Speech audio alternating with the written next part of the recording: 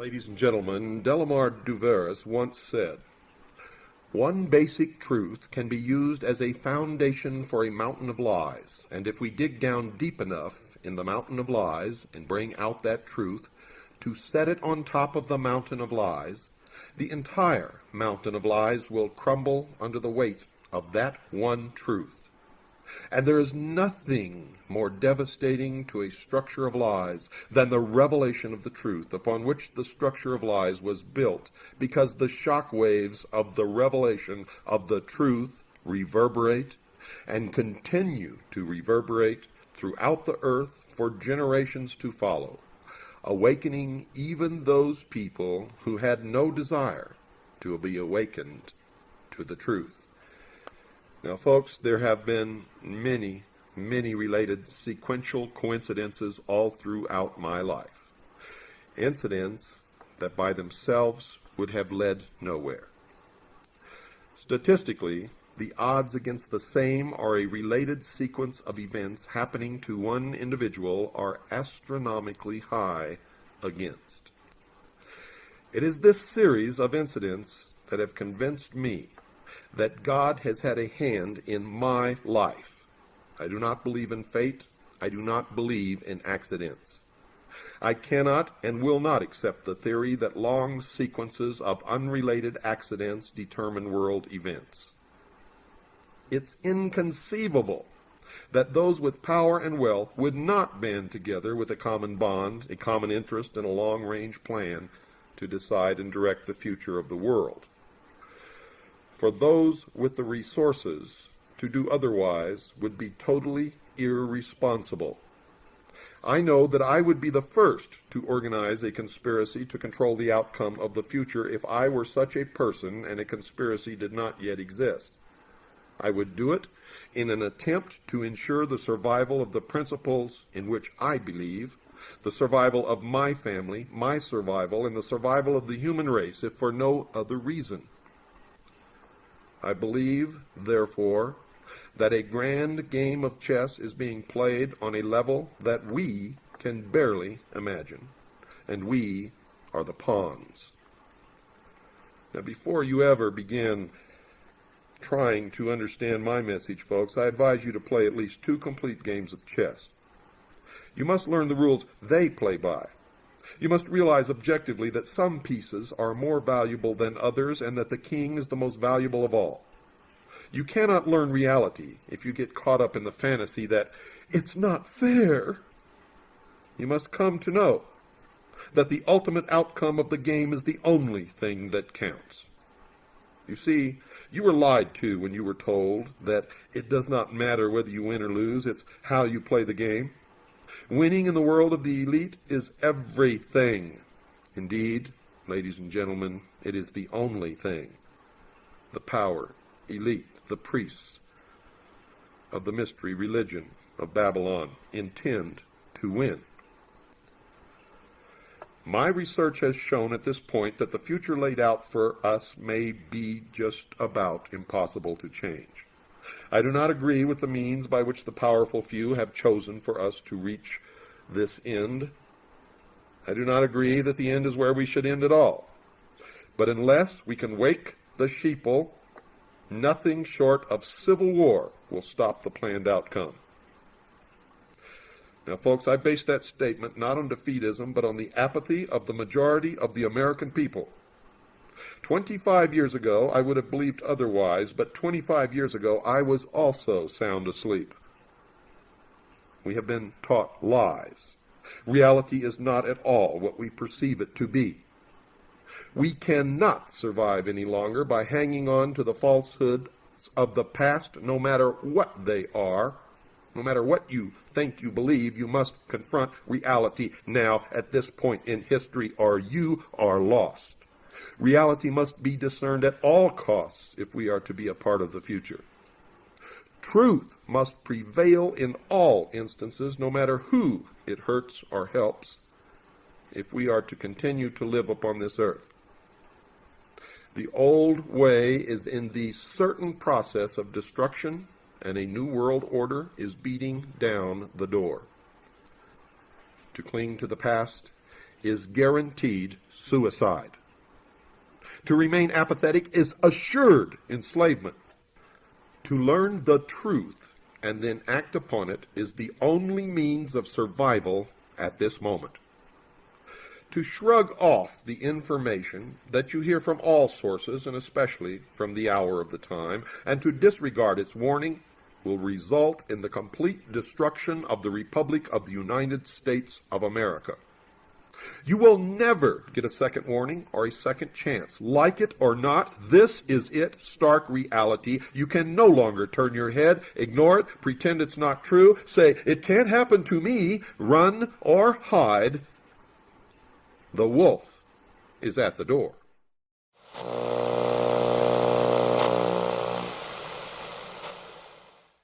In the coming months and hopefully years, this show is going to bring you information that is not available to the public, ladies and gentlemen, in any form.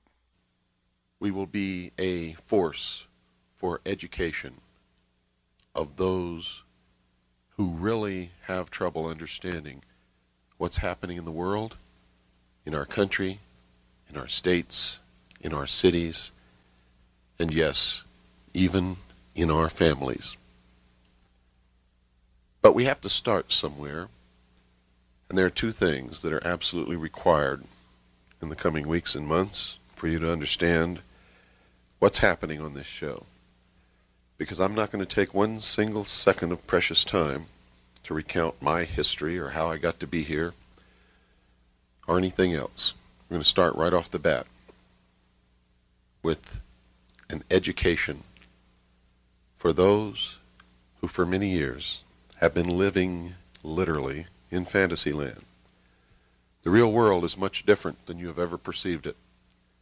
For years I've been traveling around this country lecturing to the American people with a great faith in my heart that once they understand the real truth of the world, they will wake up, take back their power, and save this great nation.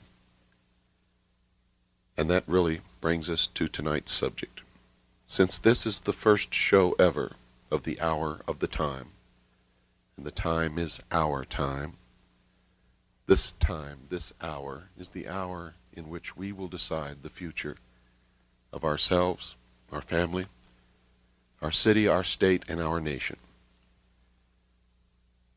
The two texts are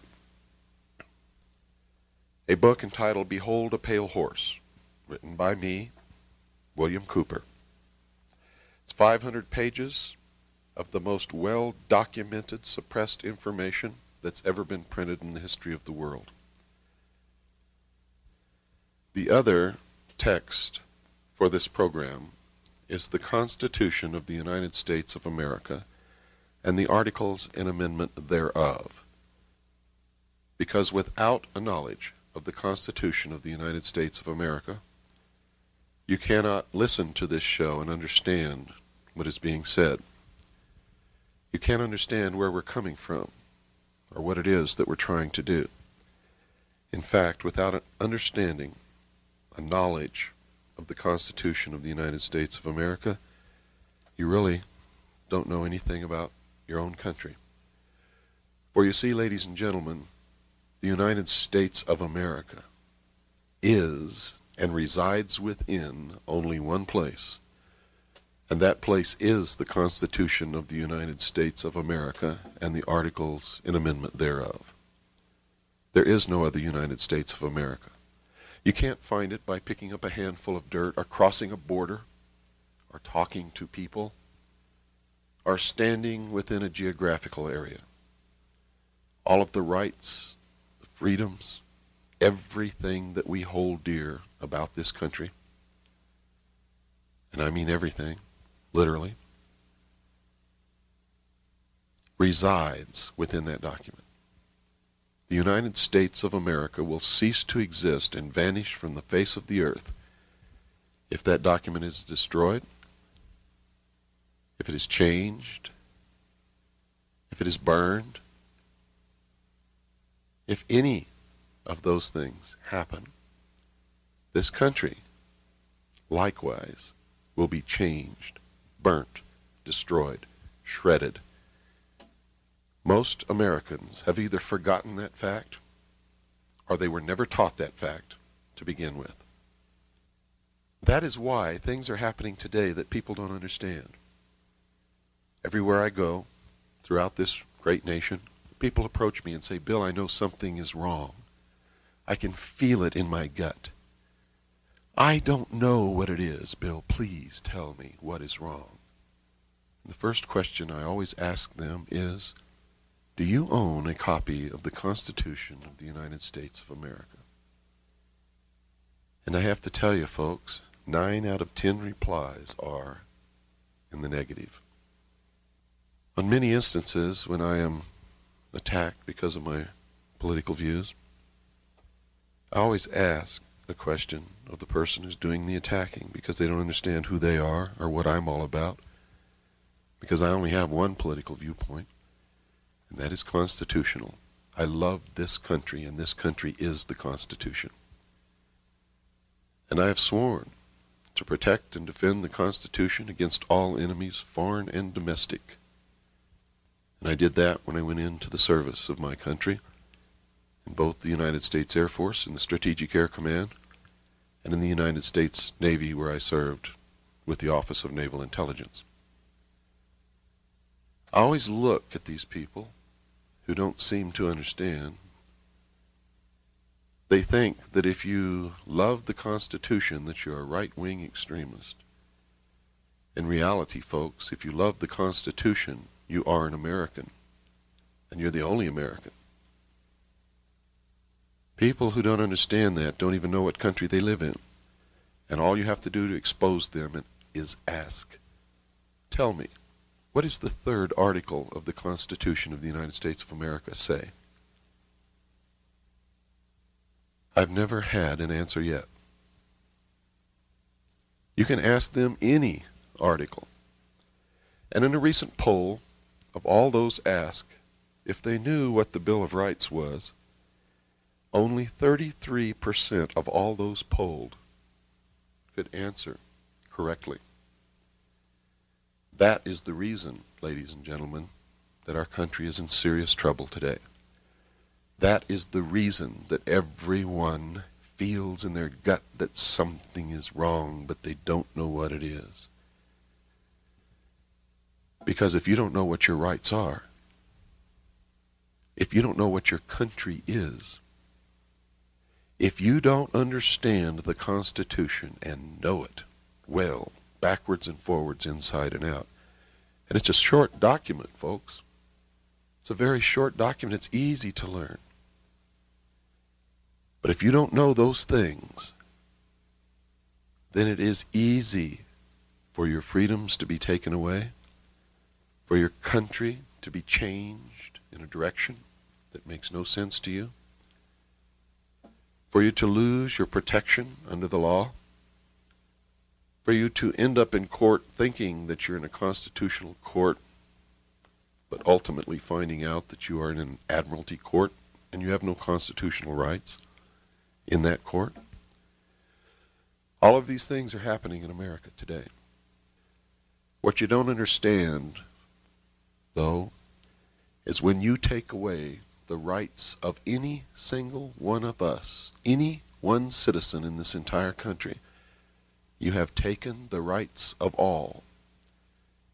And by your passive acceptance, after you have been shown what is happening, you establish the law again in the common law that you no longer have those rights. That is a legal fact, ladies and gentlemen. If you do not stand up and claim your rights the moment you see them violated, it can be construed in law that you no longer are entitled to those rights. That's the reason they're showing you on television constantly, so that they will have a legal case to say that the American people accepted it. And by their passive acceptance, they have, in effect, changed the law and have no rights. Wake up. Please wake up. There are those who want to take it all away from us. and they want to establish what they call a new world order, a one-world totalitarian socialist government wherein each of us will be controlled on a 24-hour-a-day basis and will, in fact, be chained to a computer in a system of cashless debt which will be more cruel than any prison that has ever been built. Welcome back, friends, and for those of you who are just catching us for the first time tonight, we're here with a message, and we're going to be here as long as we can. Every Monday, Tuesday, and Wednesday night from 9 to 10 p.m. Central. SpaceNet 2, Channel 7, 7.5 audio. And the message is, wake up. The world is not as you perceive it. Powerful forces manipulate vast populations for certain benefits to them, as well as for the completion of what they call the Great Work. Others call it the New World Order. Others call it a one-world government. It requires the dissolution of the sovereignty of all individual nation-states, including the United States of America. It requires that we give up our Bill of Rights and that there be a redistribution of wealth. And the American people, in any kind of a reorder of civilization on that magnitude, will certainly suffer more than any other peoples, for we will have to give up the most. Last night, we broadcast in its entirety the Constitution of the United States of America and the articles in amendment thereof as a gift from our founding fathers and from the hour of the time to the American people who don't have a copy. You're not going to understand this broadcast unless you have a copy of the Constitution. This broadcast is paid for by me, nobody else. I don't belong to any organizations. I don't owe anything to anyone. I don't have any millionaire looking over my shoulder. We barely scrape to pay the rent and put the food on the table. And that's all we need. And as long as we can do that, we'll continue. I've been traveling across this country for years now, trying to wake up the American people. Everyone in this country knows that there is something wrong. They can feel it in their gut. But they can't put their finger on it. They can't identify it. They don't know what it is. They don't understand how a trusting people can be so easily subverted and manipulated. Our country is in the process of being destroyed. Not from a great enemy from without, not from the evil empire. It's coming from within, folks. From within. We are being destroyed by our own apathy, the abdication of our power as a people. Remember, of, for, and by the people. You can't have of, for, and by the people if the people don't participate. It's impossible. Cannot be done. Wake up. Wake up. Wake up. Across America, I would like to hear that phrase everywhere. Wake up. Wake up. Wake up. My message is going to be broadcast to you as long as we can keep this satellite time. I would like to tell you my creed, ladies and gentlemen, so that you know a little bit about where I come from. I believe first in God, the same God in which my ancestors believed. I believe in Jesus Christ and that He is my Savior. But this is not a religious program, and I'm not going to preach to anyone. Second, I believe in the Constitution of the Republic of the United States of America, without interpretation, as it was written and meant to work by our forefathers. I have given my sacred oath to protect and defend the Constitution of the United States of America against all enemies, foreign and domestic. I fully intend to fulfill that oath. Third, friends, I believe in the family unit, and in particular my family unit. I have sworn that I will give my life, if it is required, in defense of God, the Constitution, or my family. Fourth, I believe that any man or woman without principles that he or she is ready and willing to die for at any given moment is already dead, and is of no use or consequence whatsoever to themselves or to anyone else. This is the only show, this is the only radio where you're really going to hear what's really happening. I would advise you to clue your friends and neighbors into it. Tell your local radio station they can rebroadcast these shows for nothing. I don't want anything from them, period. They don't even have to ask my permission. I recommend that you record these programs, these broadcasts, make copies of the tapes, and give them to your friends and neighbors. If you'd like to order tapes from us because you don't have the facilities to record yourself, you may do so. Finally, after years of trying, we're on the radio. And we're not on somebody else's show where they can cut us off or where they can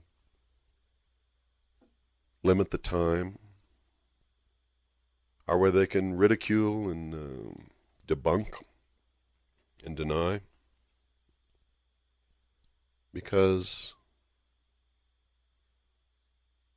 we had the heart to pursue it, we have it, and now you can listen. You see, the major media, includes radio, print, and television in this country, are all owned and controlled by 5 corporations. All owned and controlled by members of the Council on Foreign Relations. And they are the people who are bringing all of this about. Or at least, let's say they are part of the people in the United States who are bringing it about. They're not all of them, by a long shot. Takes a lot of people to do this. But I will tell you this, folks. Keep listening, keep tuning in, and understand what you're going to learn here is that it's not the Jews, it's not the Catholics, it's not the blacks, it's not the Chinese, it's not the Russians that you have to be afraid of. The men who are bringing these things about in the world today, who are organizing and bringing to completion the great work, the New World Order, are the latest in the descendants of a long line that stem from the ancient mystery schools, from the Temple of Wisdom in ancient Cairo, from the ancient religions of Babylon. And this has nothing to do with the Bible. I'm not preaching to you, and this is not church. I'm telling you what my research has discovered. These men belong to secret societies with a pyramidal structure of organization, with a whole bunch of slathering idiots down at the bottom thirsting for the secrets or joining to get favors in their business dealings or in their legal court proceedings. And just a very few at the top who really know what's going on, controlling everybody below. And they're sworn to secrecy and sworn to favoritism of each other. And one told his son one day, who was a close friend of mine, when his son asked him why they were persecuting a family friend who was not a member of this secret society. And his father told him, "If you are not one of us, you are nothing." Understand, that's what he told his son. Quote, "If you are not one of us, you are nothing." And we will go into great detail as to who these people are. And it's not just one organization. They are all the same if they have a pyramidal organization of membership with degrees of initiation. They usually call themselves fraternal organizations. Oh, but oh no. They worship the intellect. They have no God. They may appear to worship in your local church or synagogue or cathedral, but that's just for the public show. That's so that they can hold office. That's so that they can do business in your town. But this is their real philosophy, and don't take it literally because they don't.